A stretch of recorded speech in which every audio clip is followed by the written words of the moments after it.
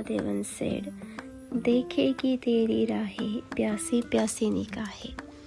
असं कोणी असेल का ज्याने अजूनपर्यंत चेक केलं नसेल 2026ची गणेश चतुर्थी केव्हा आहे? अगदी विसर्जनाच्या दिवशीपासूनच आपण गुगल करायला सुरू करतो की नेक्स्ट वर्षीचा गणेश चतुर्थी केव्हा आहे.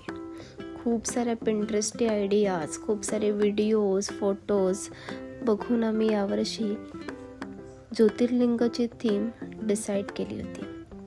यावर्षी आम्ही वेगवेगळ्या गणपतींना भेट दिली होती. त्यात खास म्हणजे आम्ही पोलीस ट्रेनिंग स्कूलच्या गणपतीलाही भेट दिली होती.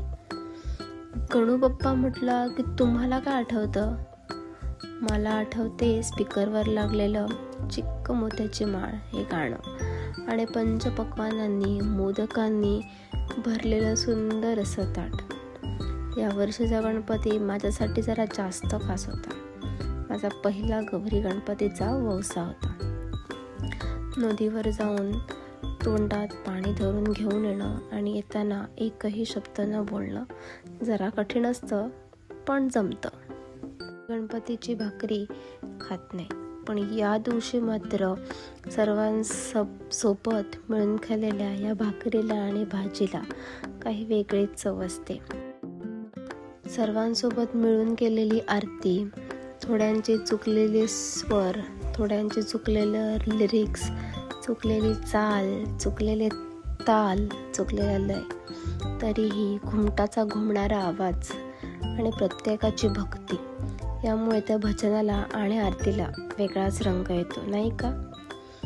शास्त्रीय संगीत शिकायला सुरू केल्यापासून पहिल्यांदाच मीही सोलो सिंगिंग करायचा अनुभव घेतला.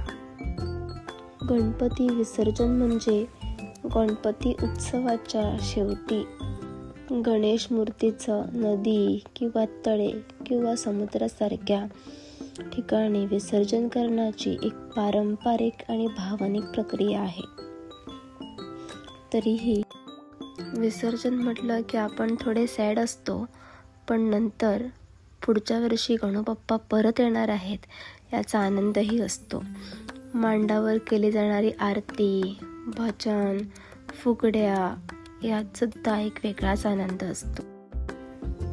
यान्तु देवगणा सर्वे पूजामादाय पार्थिवम्, यान्तु देवगणा सर्वे पूजामादाय पार्थिवम्, इष्टकामप्रसिद्धिर्यर्थं पुनरागमनाय च.